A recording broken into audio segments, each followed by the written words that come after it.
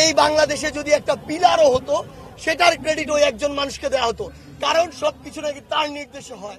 তাহলে এই যে বিগত 1.5 মাসে বাংলাদেশে যতগুলো হত্যা হয়েছে, বাংলাদেশে যতগুলো খুন হয়েছে, সেগুলোর হুকুম আসলে কোথা থেকে এসেছে?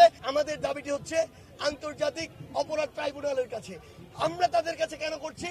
আমরা চাই পুরো বিশ্ব দেখুক সে কত বড় একজন খুনি ছিল, কিভাবে এই দেশের মানুষকে শুধুমাত্র ক্ষমতায় বসে থাকার জন্য খুন করেছে। তখন থেকে আমাদের এই কোটা সংস্কার আন্দোলনটি শুরু হয়েছে, তখন থেকে আজ পর্যন্ত আমাদের অসংখ্য ভাই বোন শহীদ হয়েছে, হাজার হাজার ভাই বোন আমাদের আহত হয়েছে। আমরা এই বাংলাদেশে বিগত 16 বছর এই ফ্যাসিস্ট সরকার সময় কি দেখেছি? এই বাংলাদেশে যদি একটা পিলারও হতো সেটার ক্রেডিট ওই একজন মানুষকে দেওয়া হতো, কারণ সবকিছু নাকি তার নির্দেশে হয়। তাহলে এই যে বিগত 1.5 মাসে বাংলাদেশে যতগুলো হত্যা হয়েছে, বাংলাদেশে যতগুলো খুন হয়েছে, সেগুলোর হুকুম আসলে কোথা থেকে এসেছে?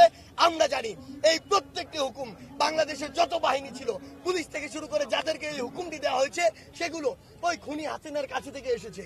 তাই আমাদের জায়গা থেকে স্পষ্ট কথাটি হচ্ছে যে আমরা ওই খুনি হাসিনার বিচার চাই, এবং সেই বিচারটি নিয়ে তার মতো যেন সে তার আমলে যতগুলো বিচার করেছে, অসংখ্য বিচার করেছে রাজনৈতিক উদ্দেশ্য প্রণোদিত ভাবে, অসংখ্য বিচার করেছে তার হিংসার বশবর্তী হয়ে, অসংখ্য বিচার করেছে প্রতিহিংসার বশবর্তী হয়ে, সেই জায়গা থেকে তার মতো প্রহসনের বিচার এই বাংলাদেশে আমরা করতে চাই না।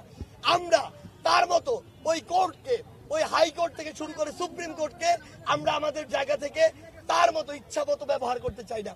আমাদের জায়গাটি হচ্ছে আমরা এমন একটি আন্তর্জাতিক মানের বিচার নিশ্চিত করব, যেটি পুরো বাংলাদেশের মানুষ নয়, পুরো পৃথিবীর মানুষ যেটি নিয়ে আর প্রশ্ন না করতে পারে।